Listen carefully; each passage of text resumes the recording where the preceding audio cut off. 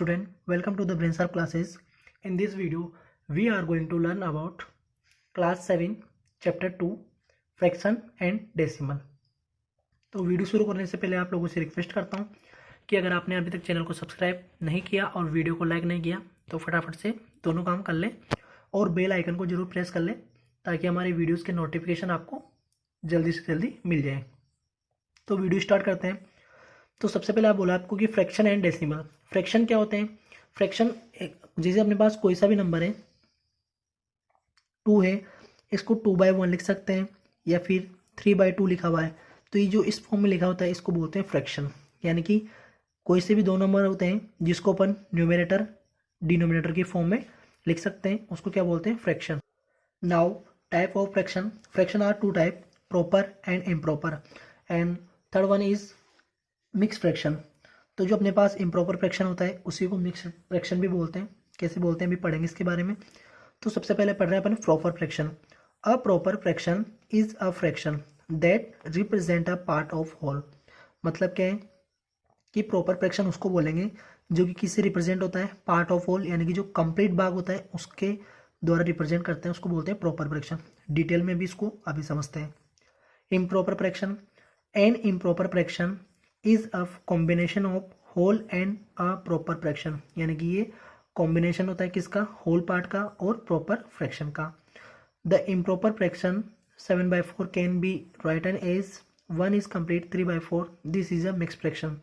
यानी कि जो इम्प्रॉपर फ्रैक्शन होता है उसको मिक्स फ्रैक्शन भी बोलते हैं। अब ये सब चीज़ें आपको कैसे याद रखनी है, ये तो थ्योरेटिकल पार्ट था अपना, इसको मैं आपको अच्छी तरीके से समझाता हूँ। देखो, जो प्रॉपर फ्रैक्शन होता है इसको अपन एक एलिफेंट और डॉग की सहायता से समझेंगे। ठीक है, एक तो क्या लिया मैंने? एलिफेंट का कैपिटल ई और डॉग का कैपिटल डी।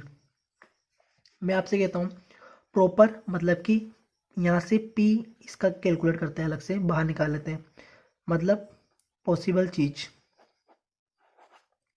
अब अकॉर्डिंग टू वेट, वेट के अकॉर्डिंग मैं आपसे कहता हूँ, यानी कि वजन के अकॉर्डिंग मैं आपसे कहता हूँ कि एलिफेंट डॉग के ऊपर बैठ सकता है या फिर डॉग एलिफेंट के ऊपर बैठ सकता है। आप कहोगे सर डॉग जो है उसका वेट कम होता है तो वो एलिफेंट के ऊपर बैठ सकता है। ठीक है, तो ये क्या चीज़ है?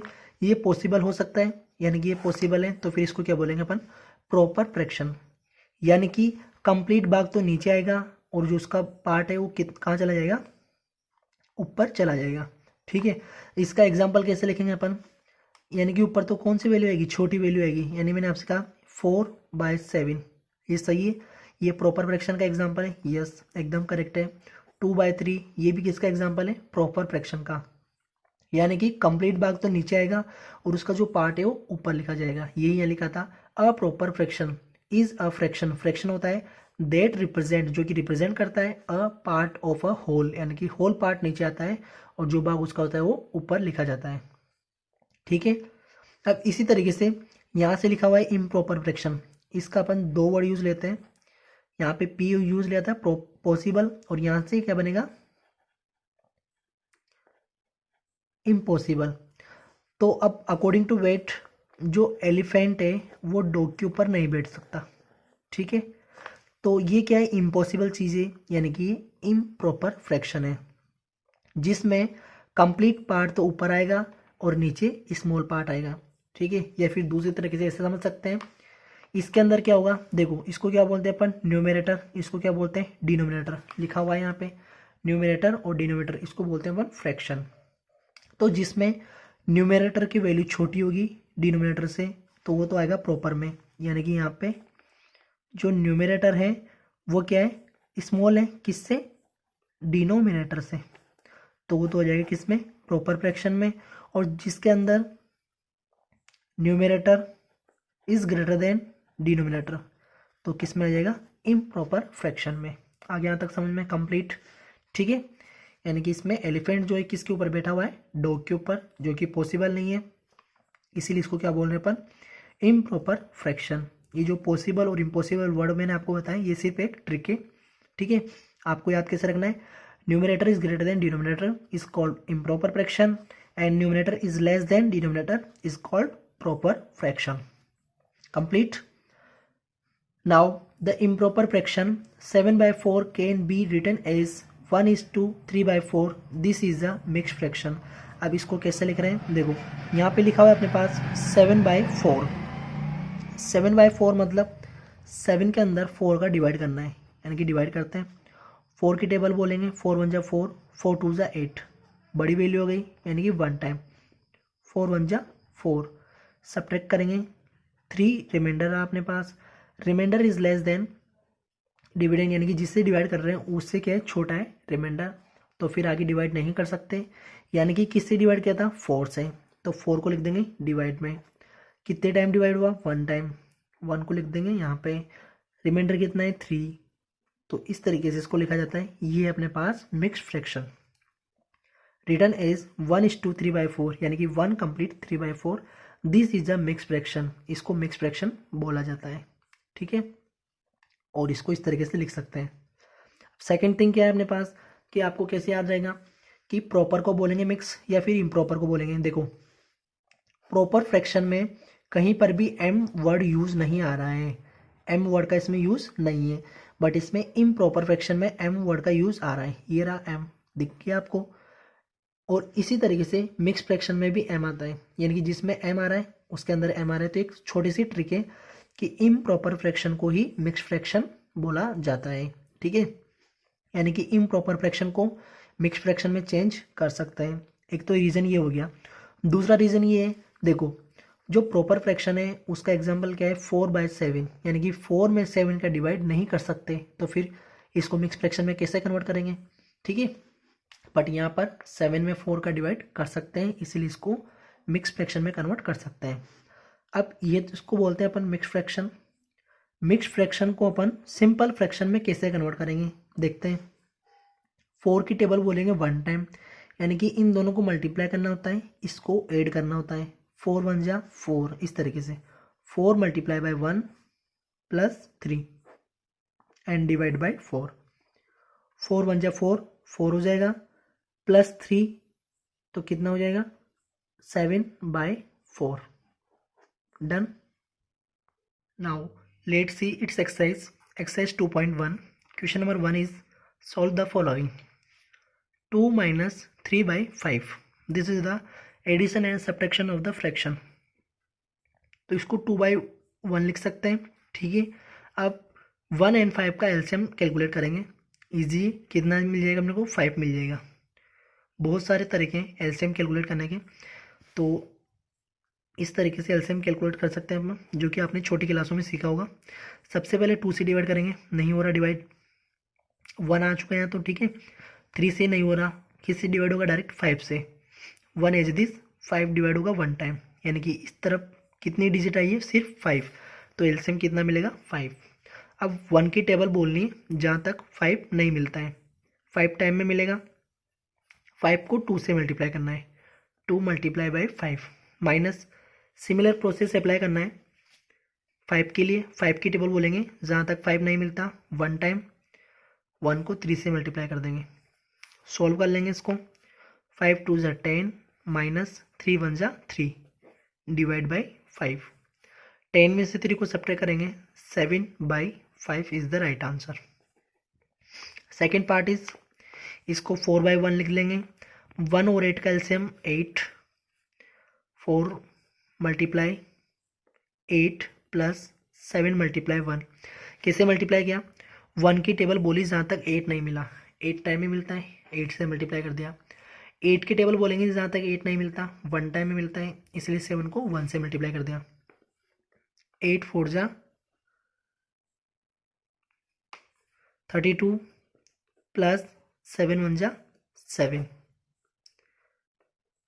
ऐड कर लेंगे 39/8 आंसर।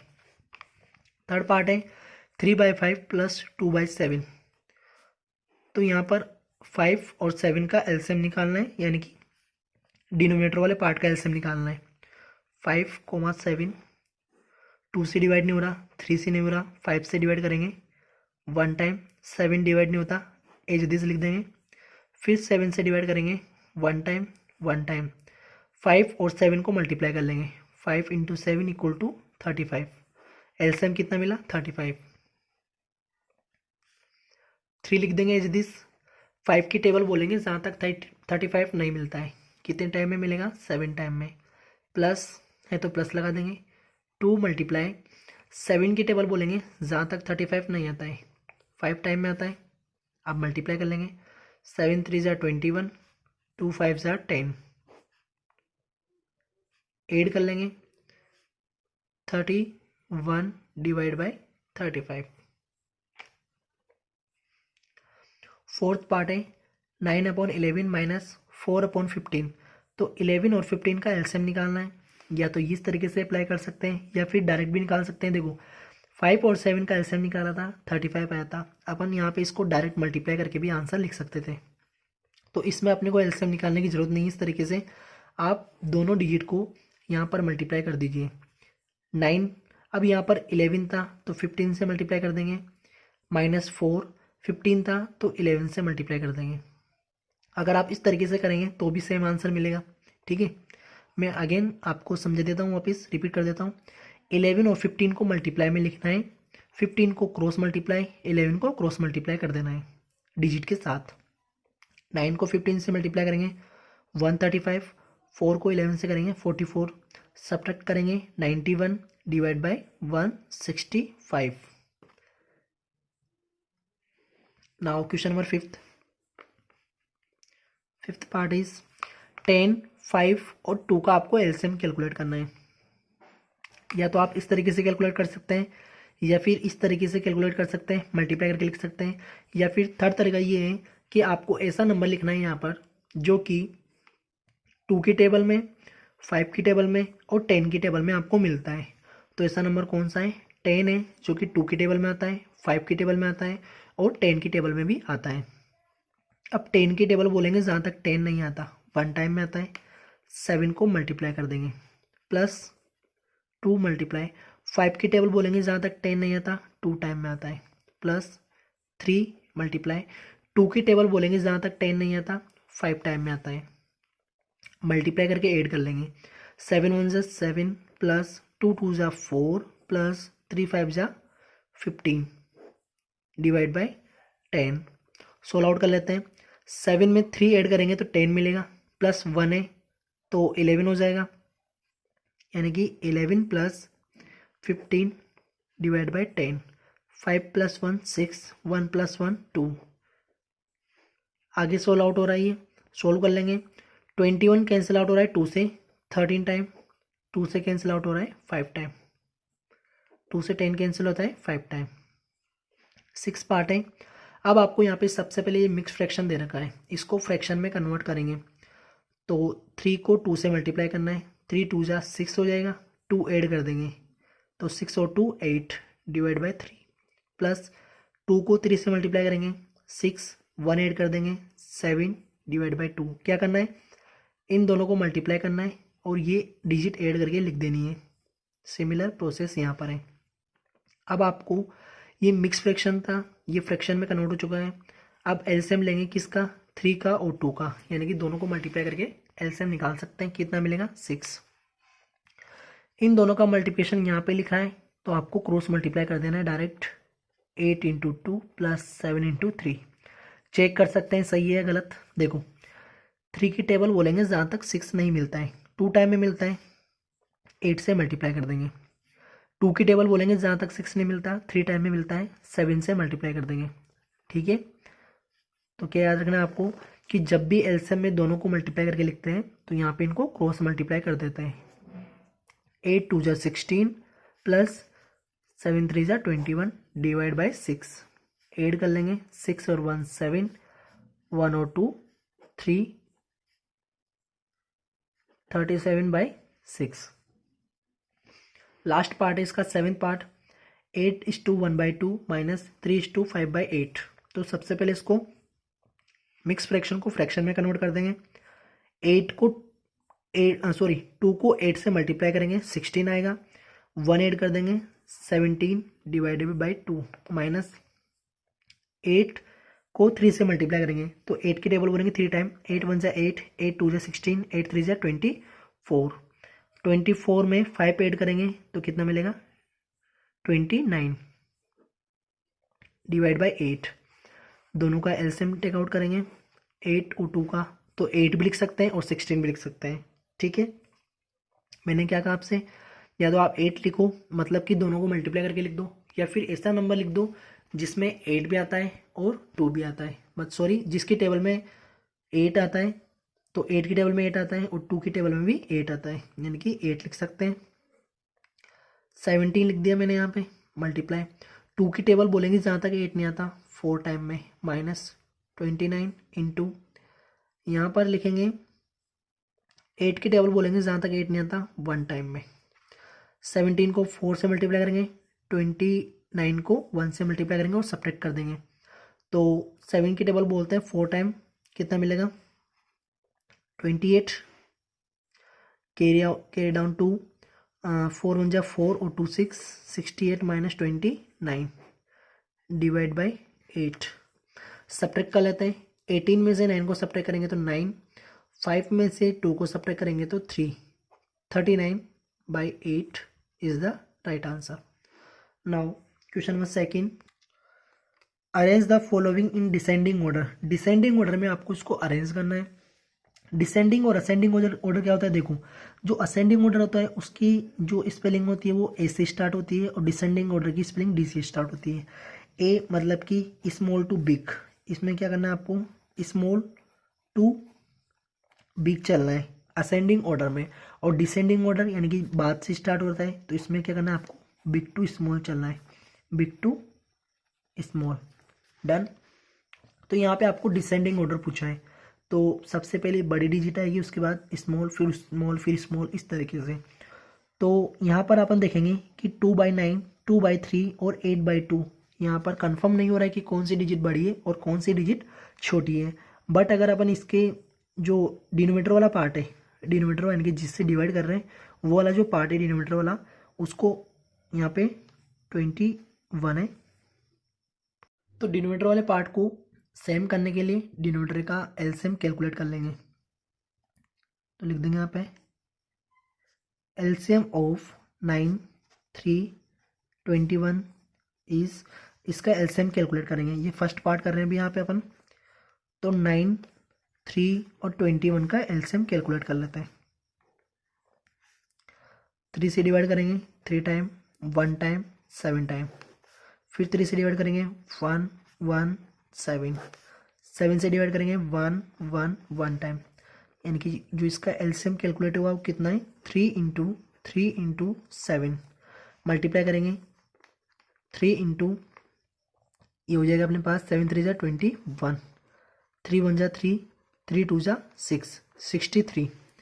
एलसीएम कितना मिला, इक्वल टू 63, यानी कि यहाँ पर भी 63 बनाना है, यहाँ पर भी 63 और यहाँ पर भी 63 बनाना है। 2/9 इंटू, अब अपने को न्यूमिनेटर और डिनोमिनेटर दोनों को मल्टीप्लाई करना है। डिनोमिनेटर वाले पार्ट में अपने को बनाना है 63, तो 9 की टेबल कितने टाइम बोलेंगे 7 टाइम, 9 7 से 63 हो जाएगा। तो अगर डिनोमिनेटर को 7 से मल्टीप्लाई किया तो न्यूमिनेटर को भी 7 से मल्टीप्लाई करना पड़ेगा, कोमा लगा देंगे, 2/3 लिख देंगे, 2/3 मल्टीप्लाई। अब 3 की टेबल कितने टाइम बोले कि 63 आ जाए, देखो यहाँ मल्टीप्लाई भी कर रखा है, कितने टाइम बोलना पड़ेगा 21 टाइम, यानी कि 21 से मल्टीप्लाई कर देंगे दोनों को, न्यूमिनेटर एंड डिनोमिनेटर को। पता कहाँ से लग रहा है, डिनोमिनेटर वाले पार्ट से, क्योंकि कितना लाना है 63 लेके आना है तीनों जगह पे, कोमा 8/21, 8/21। अब 21 की टेबल कितने टाइम बोले, तो यहाँ पे लिखा हुआ है 3 टाइम, हम नहीं लिखा था, मल्टीप्लाई किया था तब। डन। अब इसको मल्टीप्लाई करेंगे, 63 कन्वर्ट है, 63 63, तो आपको डिनोमिनेटर वाले पार्ट में तो डायरेक्ट कितना लिख देना है 63 लिख देना है। क्यों, क्योंकि अपन बना चुके हैं। अब 7 की टेबल बोलेंगे 2 टाइम, कितना मिलेगा 14, इसको मल्टीप्लाई कर लेंगे 42, इसको मल्टीप्लाई कर लेंगे 24। डन।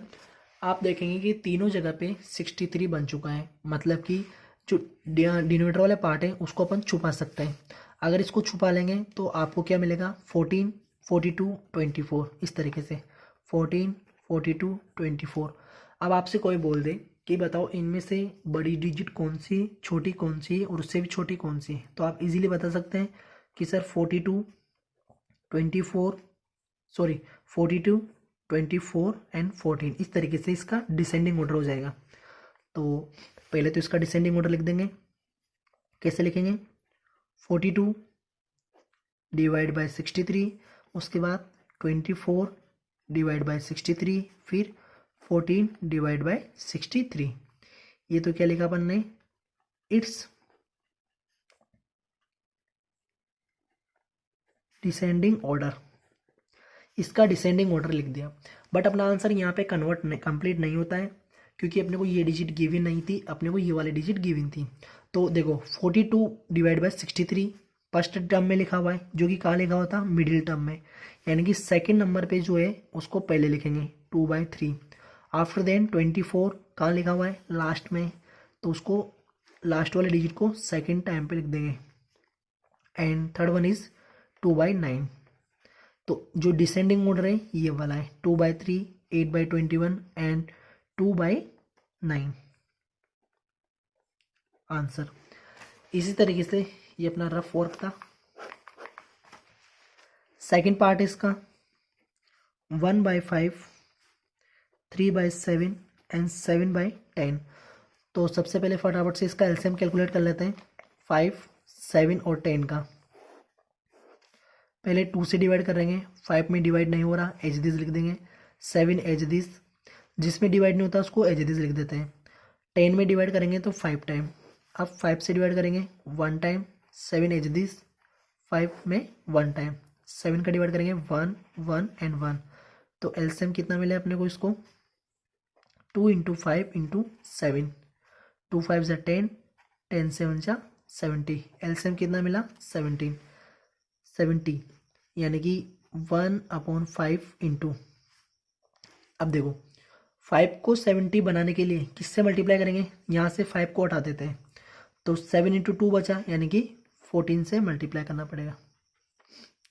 3/7, अब यहाँ से 7 को हटा दो तो कितना बचेगा? 10, इसलिए इसको 10 से मल्टीप्लाई करना पड़ेगा। यहीं से पता लग जाएगा आपको सब कुछ किससे मल्टीप्लाई करना है। कॉमा लगा दिया मैंने। 7/10 मल्टीप्लाई, 10 को यहाँ से हटाना है, तो 5 × 2 10 होता है, इसको हटा दो, कितना बचा? 7, यानी कि इसको 7 से मल्टीप्लाई करना पड़ेगा। कितना बन जाएगा? 70। अब मल्टीप्लाई कर लेते हैं, न्यूमिनेटर को न्यूमिनेटर से, डिनोमिनेटर को डिनोमिनेटर से। 14/70, 3 को 10 से मल्टीप्लाई करेंगे 30/70, 7 7 जा 49/70। जो इसका डिनोमिनेटर वाला पार्ट है वो इक्वल हो चुका है, यानी कि इसको यहाँ से अपन हटा सकते हैं, लीव कर सकते हैं। और न्यूमिनेटर में देखेंगे कि कौन सी वाली डिजिट बड़ी है। इट्स डिसेंडिंग ऑर्डर क्या हो जाएगा? 49/70, 30/70 एंड 40/70। बट ये अपना आंसर नहीं है, ओरिजिनल आंसर यहाँ से लिखना है। सबसे पहले लिखा हुआ है 49/70, कहाँ पे लिखा हुआ है? थर्ड लाइन में, यानी कि थर्ड रो में लिखा हुआ है। तो यहाँ से क्या लिखेंगे? 7/10। 30/70 मिडिल टर्म से लिखा था, मिडिल टर्म क्या थी? 3/7। और 40/70 फर्स्ट टर्म से लिखा था, फर्स्ट टर्म क्या है? 1/5। तो ये डिसेंडिंग ऑर्डर आपको बहुत अच्छी तरीके से समझ में आ गया होगा। अब क्वेश्चन नंबर 3 की तरफ चलते हैं। Now in the question number 3, in a magic square the sum of the numbers in each row in each column and along the diagonal is the same। मतलब कि एक मैजिक स्क्वायर अगर कोई box होता है तो उसमें क्या होता है? The sum of the numbers, जो नंबर्स होता है किस किस में? ईच रो, यानी कि प्रत्येक रो में, each column and angle sorry along the diagonal, जो डायगोनल होते हैं उसमें जितने भी नंबर्स होते हैं उनका सम क्या होता है? सेम होता है। Is this a magic square, जो आपको गिवन है वो मैजिक स्क्वायर है या नहीं चेक करना है। उसके लिए क्या करेंगे? Sum of the first row, sum of the second row, sum of the third row. Similar process, sum of the first column, second column, third column, तीनों कॉलम का सम, तीनों रो का सम अलग अलग निकाल लेंगे। और डायगोनल, डायगोनल मतलब कि जो वर्टेक्स होते हैं उनके कॉर्नर्स होते हैं उनको मिलाने से जो लाइन बनती है उसको बोलते हैं डायगोनल। तो इसका सम और इसका सम, ये जो जितने भी सम अपन कर रहे हैं सभी इक्वल आने चाहिए। अगर ऐसा आता है तो ये क्या है? मैजिक स्क्वायर है या फिर नहीं है। तो सबसे पहले अलोंग द फर्स्ट रो में 4/11, 9/11, 2/11 इनका सम निकाल लेंगे, 15/11 मिलेगा। सेकेंड रो का सम 15/11 मिलेगा। थर्ड रो का भी सम 15/11 मिल रहा है। इसी तरीके से फर्स्ट कॉलम का सम निकालेंगे, 4/11, 3/11, 8/11 कितना मिलेगा, 15/11। सेकेंड रो का सम 15/11 कॉलम का, एंड थर्ड कॉलम का सम 2/11, 7/11, 6/11 इसका सम भी मिल रहा है अपने को 15/11। इसी तरीके से अलोंग द डायगोनल 4/11, 5/11, 6/11 इसका सम निकालेंगे अलोंग द डायगोनल का, वो मिलेगा अपने को 15/11। और सेकंड डायगोनल कौन सा है, ये वाला 2/11, 5/11, 8/11 इसका सम निकालेंगे, ये भी मिलेगा 15/11। यानी कि सभी का सम कितना मिल रहा है अपने को, 15/11 मिल रहा है। यानी कि ये मैजिक स्क्वायर बॉक्स है।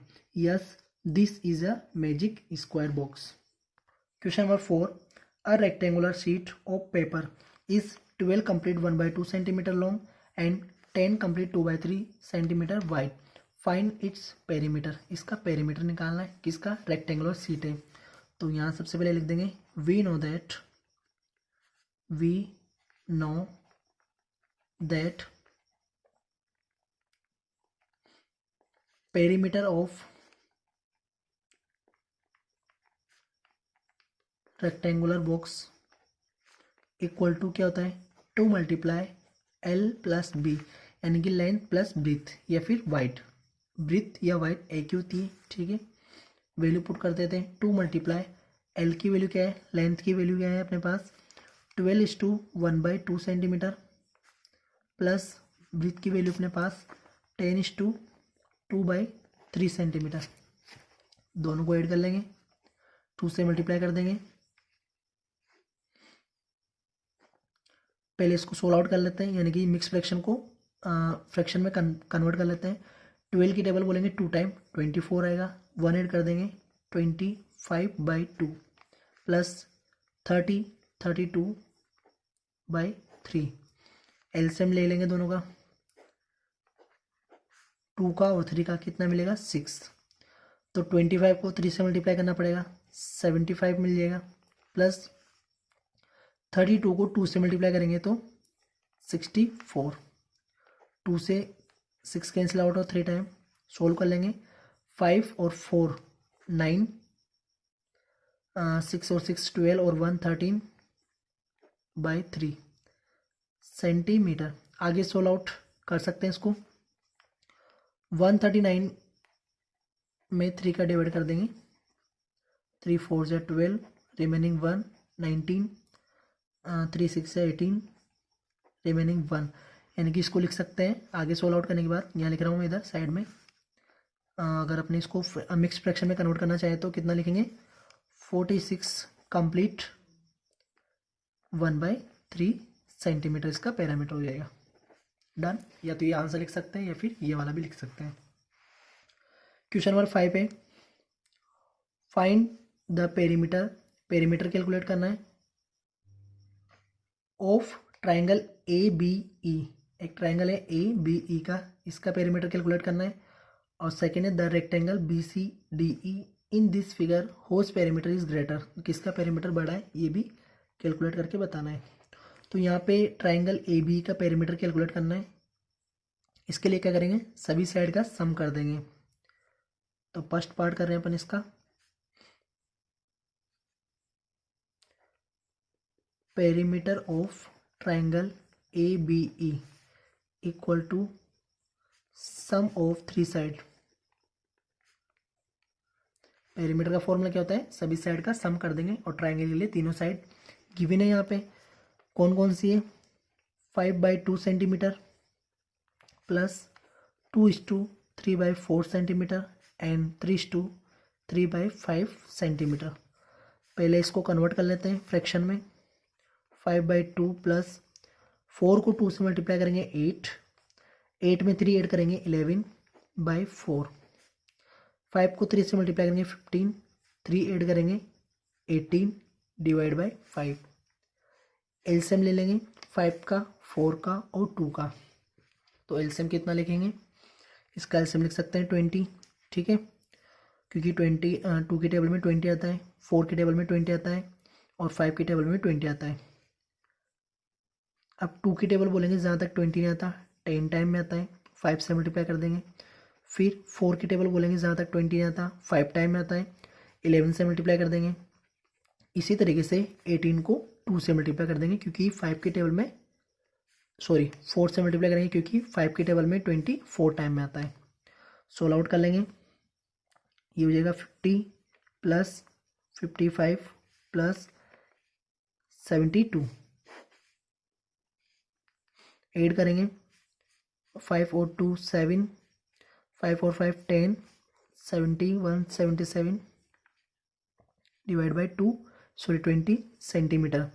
क्योंकि पेरीमीटर की जो यूनिट होती है क्या होती है, इकाई यूनिट होती है, यानी कि सेंटीमीटर है तो सेंटीमीटर, स्क्वायर तो स्क्वायर, एरिया में होता है स्क्वायर, यहाँ पे क्या आएगा सिर्फ single centimetre.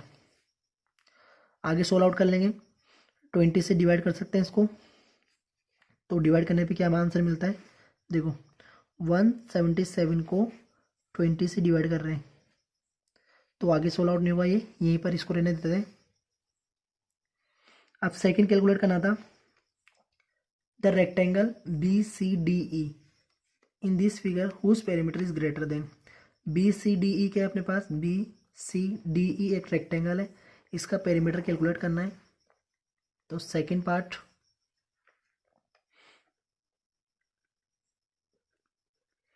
Perimeter of rectangle B C D E क्या होता है, 2 मल्टीप्लाई एल प्लस बी। देखो रेक्टेंगल में अपोजिट साइड इक्वल होती है, जो बी ई है वो किसके इक्वल होगी, सी डी के, और जो ई डी है वो किसके इक्वल होगी, बी सी के। तो 2 मल्टीप्लाई, लेंथ कितनी देगी आपको, 2 कंप्लीट 3/4 प्लस, और ब्रीथ कितनी देर की है इसकी, 7/6। सोल्व कर लेते हैं इसको, 2 4 2 ज़ा 8 9 10 11/4 प्लस 7/6। एलसीएम कैलकुलेट कर लेंगे, तो एलसीएम कितना मिलेगा इसका, 4 का और 6 का दोनों को मल्टीप्लाई कर लेते हैं, 6 4 ज़ा 24, इसको मल्टीप्लाई करेंगे 66 प्लस 4 को 7 से मल्टीप्लाई करेंगे, 7 4 ज़ा 28, 2 से 24 कैंसिल आउट हुआ, 12 टाइम, दोनों को ऐड कर लेंगे कितना मिलेगा 94, ये कैंसिल आउट हुआ था 24 12 टाइम, इसको 2 से डिवाइड कर सकते हैं दोनों को, तो ये कैंसिल आउट होगा 47 टाइम, ये होगा 6 टाइम।